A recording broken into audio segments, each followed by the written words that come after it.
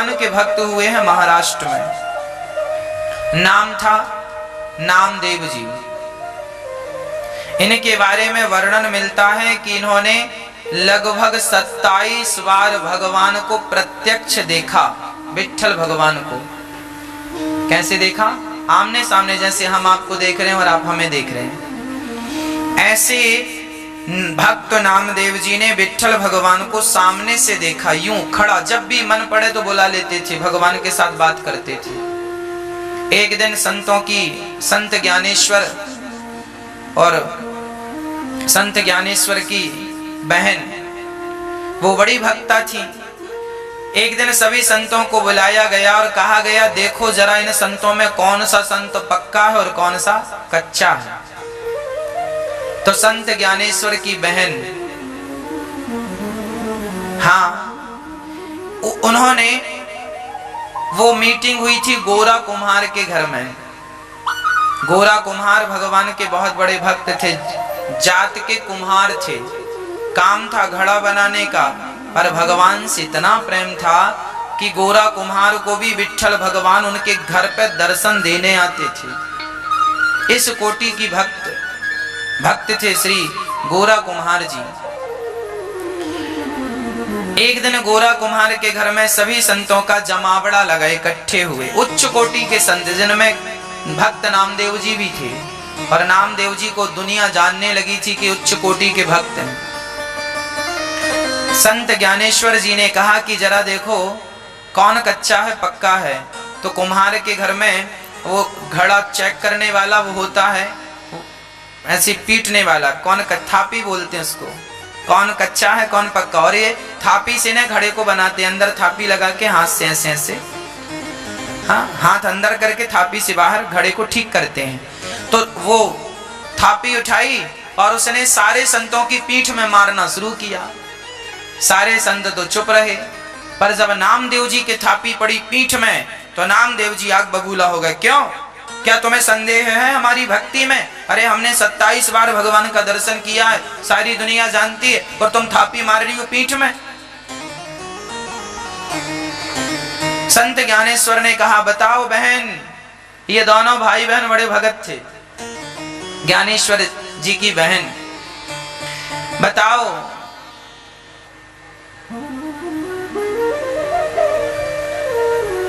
कौन सा भक्त पक्का है और कौन सा कच्चा है।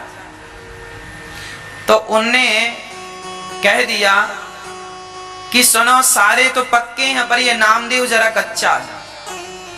अब नामदेव जी को भरी समाज में ये कहा गया कि अभी ये सच्चा भगत नहीं है, ये अभी कच्चा है, जरा सा कच्चा है।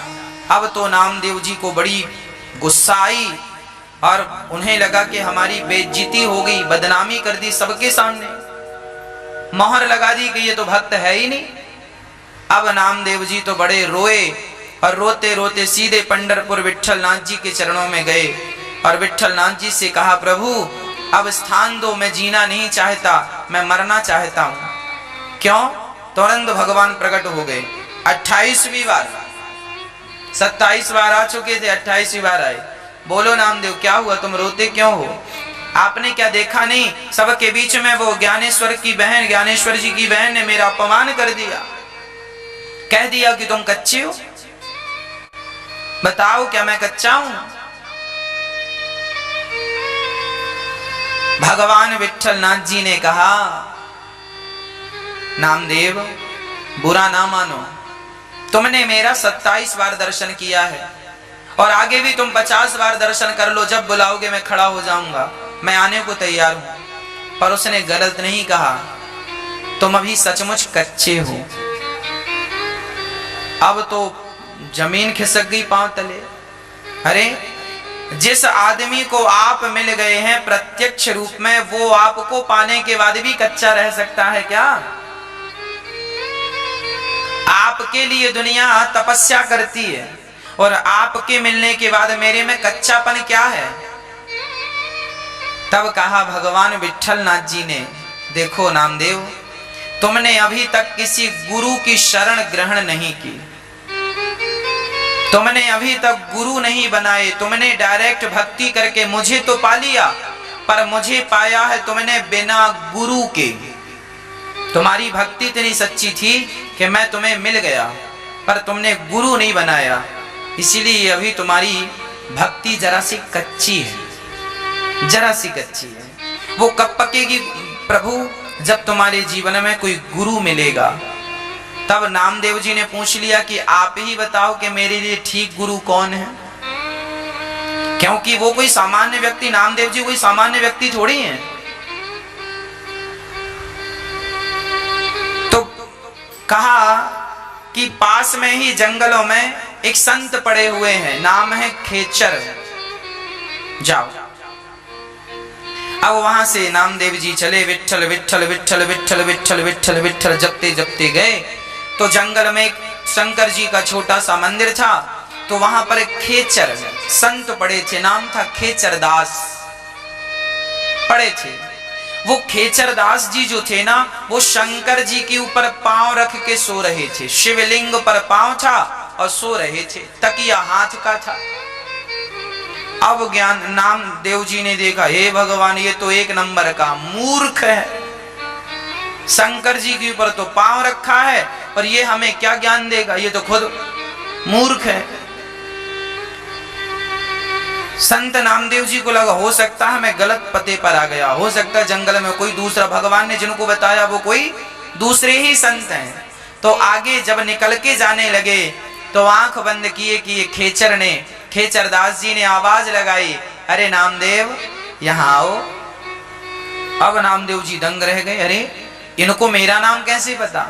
आए, आपको मेरा नाम कैसे पता? अरे बेटा तुम्हें कौन नहीं जानता, विठ्ठलनाथ जी ने भेजा है ना। अब तो और दंग, इन्हें कैसे पता कि विठ्ठलनाथ जी ने भेजा है? अब समझ गए कि कुछ गड़बड़ है।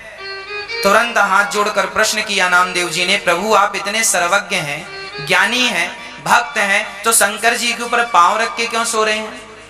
ये तो अपराध है ना, कोई भक्त भगवान के ऊपर पांव रखे तो अपराध है। तब संत ने कहा, देखिए गुरु क्या सिखाना चाहता है अपने शिष्य को। नामदेव जी तो पके हुए थे, जरा सी कसर थी, है ना, जरा सी कसर थी। चावल जब पक जाते हैं ना तो थोड़ा सा कच्चा चावल ही चूल्हे से उतार देते हैं। प्रश्न खड़ा हुआ, थोड़ा कच्चा क्यों उतार दिए?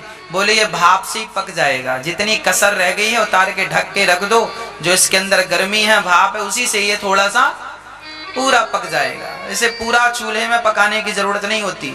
चूल्हे में तो 90% चावल पकता, 10% तो भाप से पक जाता। हाँ, तो ये जो नामदेव जी थे ना, ये 10% जो थे भाप से पकने वाले थे। तो संत ने कह दिया, अच्छा नामदेव एक काम करो, शंकर जी जहां नहीं है वहां मेरे पांव उठा के रख दो। तो नामदेव जी ने पांव पकड़े, बोले मैं बुढ़ा हो गया हूं, हाथ पांव हिलते नहीं है, जरा तू ही उठा के रख दे। तो पांव उठाया और पांव दूसरी जगह रखा, वहां से शंकर जी प्रकट हो गए। फिर घुमाया पांव खेचर जी के, तीसरी जगह नामदेव जी ने रखा, वहां से शंकर जी। चारों तरफ घुमाया, चारों तरफ शंकर जी। तब खेचर दास जी ने कहा, बेटा नामदेव तुम्हें यही समझाने के लिए विठ्ठल जी ने मेरे पास भेजा है। तुम केवल विठ्ठल जी का दर्शन केवल विठ्ठल जी के मंदिर में करते हो, यही तुम्हारा कच्चापन है। तो फिर पकापन क्या है, कैसे पकेंगे? बोले जिस विठ्ठल का दर्शन तुम विठ्ठल जी के मंदिर में करते हो, उसी विठ्ठल का दर्शन सब में करना स्टार्ट कर दो। जीव मात्र में जहां देखो वहां विठ्ठल, जहां दृष्टि जाए हरि व्यापक सर्वत्र समाना, सीय राम मय सब जग जानी, सर्वम खलविदम ब्रह्मा। सब में ईश्वर है, यह दृष्टिकोण बना लो, फिर देखो तुम पक जाओगे। मेरा पांव देखो जहां रखा है वहीं शंकर जी हैं। ऐसी सच्ची बताऊं मेरी माँ, आप लोग जहां बैठी हो ना, सच कहूं तुम भगवान के ऊपर ही बैठी हो, कण कण में भगवान है। तो भगवान जब कण कण में है तो तुम जहां बैठी हो वहां भी तो कोई ना कोई कण होगा ही, और वो कण ईश्वर है।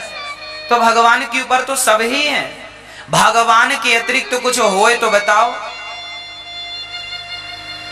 क्या है भगवान के अतिरिक्त?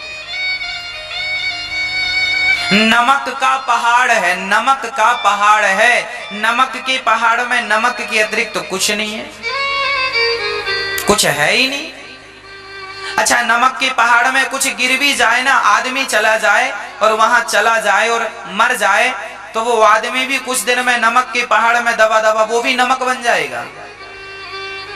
है ही नहीं ना, कुछ अतिरिक्त है ही नहीं, खाली स्थान है ही नहीं। उसी तरह इस सृष्टि में ईश्वर के अतिरिक्त कुछ है ही नहीं। जो आदमी ईश्वर के अतिरिक्त भी संसार में कुछ देखता है, इसका अर्थ यही हुआ कि उसे अभी देखना नहीं आया। सच्ची बात तो यह है, लोगों को देखना भी नहीं आया। भगवान के सिवा क्या देखना, उसके उस मैं देखो, कृष्ण मैं देखो, राम मैं देखो सब। अब की बार खेचर के ज्ञान से नामदेव जी इतने प्रभावित भये कि उन्होंने उसी जंगल में कुटिया बनाई और बड़े प्रेम से रोटी बनाते और खाते। एक दिन उनकी रोटी ना कुत्ता मुंह पे दबा के भागा, तो नामदेव जी घी की कटोरी लेके दौड़ पड़े। अरे प्रभु जी रुक जाओ, अरे प्रभु जी रुक जाओ, क्या हुआ क्या हुआ? अरे बोले कुत्ते के पीछे दौड़ पड़े नामदेव जी, सूखी रोटी ना खाओ, आपने घी दिया है, घी तो चुपड़ लो। कुत्ते रोटी बना के रखे बाहर और घी की कटोरी लेने अंदर गए, तब तक कुत्ता रोटी दबा के भागा। तो रोटी लेकर कुत्ता गया तो कुत्ते के पीछे नामदेव जी घी की कटोरी लेके गए कि सूखी ना खा लेना, घी चुपड़ के खाओ। लोगों ने कहा ये कुत्ता है और तुम क्या कह रहे हो? नामदेव जी ने कहा तुम कुत्ता समझ रहे हो और ये कुत्ता नहीं, इस जीव में मेरे विट्ठल नाथ हैं, हर जगह मेरे विट्ठल, ये विट्ठल भगवान है। और जब ये भाव से विट्ठलनाथ पुकारा तो तुरंत कुत्ते से भगवान विट्ठलनाथ जी प्रकट हो गए और प्रकट होकर भक्त को हृदय से लगा के कहा अब तुम पक गए हो, अब तुम पक गए हो। कच्चा भक्त वही है जो केवल मंदिर में भगवान का दर्शन करता हो, पक्का भक्त वही है जो कण कण में भगवान का दर्शन करता हो। सब में ईश्वर है, सब में मेरे कृष्ण हैं, सब में मेरे राम, जाकी रही भावना जैसी, प्रभु मूरत देखी तिन तैसी।